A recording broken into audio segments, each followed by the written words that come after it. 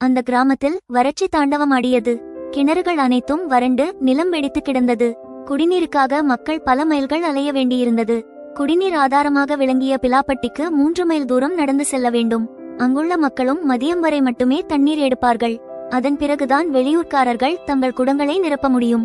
இந்த நிலை மாற வேண்டும் என ஊர்மக்கள் கூடி பேசினர். நீண்ட தூரம் நடப்பதை விட ஒரு புதிய யோசனை பிறந்தது. தினமும் மதியம் 3 மணிக்கு வரும் பயணிகள் ரயிலில் தண்ணீர் பிடித்து வரலாம் என முடிவு செய்தனர். இந்திராவும் மற்ற பெண்களும் தங்கள் குடங்களை எடுத்துக்கொண்டு ரயில் நிலையத்தை நோக்கி ஓடினர். அவர்களின் முகங்களில் ஒருவித பதற்றமும் நம்பிக்கையும் கலந்திருந்தது.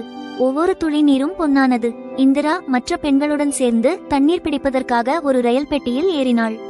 ஆனால் அவள் தண்ணீர் எடுப்பதற்குள் ரயில் மெதுவாக நகரத் தொடங்கியது. எதிர்பாராத இந்த நகர்வு அவளுக்கு அதிர்ச்சியை கொடுத்தது. தண்ணீர் பிடிப்பதற்குள் வண்டி கிளம்பிவிட்டதால் இந்திரா பதற்றமடைந்தாள்.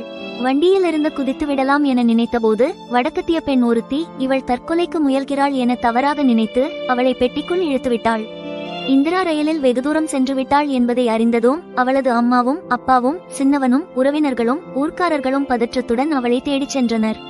அவளது அம்மா நானும் சாகிறேன் என்று கதறி ஓடினாள். ஆனால் எதிர்பாராத விதமாக இந்திரா குடத்துடன் பத்திரமாக கிராமத்திற்கு திரும்பினாள். அவளது வருகை அனைவருக்கும் பெரும் நிம்மதியை அளித்தது. அவள் பட்ட கஷ்டங்களுக்கு மத்தியில் அந்த தண்ணீர் குடத்தை சுமந்து வந்தாள். அவளது தந்தை, மகளே, இவ்வளவு பெரிய ஆபத்து நடந்தும் கூட இந்த குடத்தை சுமந்து வர வேண்டுமா என்று வருத்தத்துடன் கேட்டார். அவரது குரலில் கவலையும் ஆதங்கமும் நிறைந்திருந்தது. அதற்கு இந்திரா, நாளைக்கு வரைக்கும் தண்ணிக்கு எங்க போறது அப்பா என்று பதிலளித்தாள். ஆம், தண்ணீருக்காக மக்கள் படும் துன்பத்தை அறிந்தோம். எனவே நாம் தண்ணீரை வீணாக்காமல் சிக்கனமாக பயன்படுத்த வேண்டும் என்பதே இக்கதை நமக்கு உணர்த்தும் நீதியாகும்.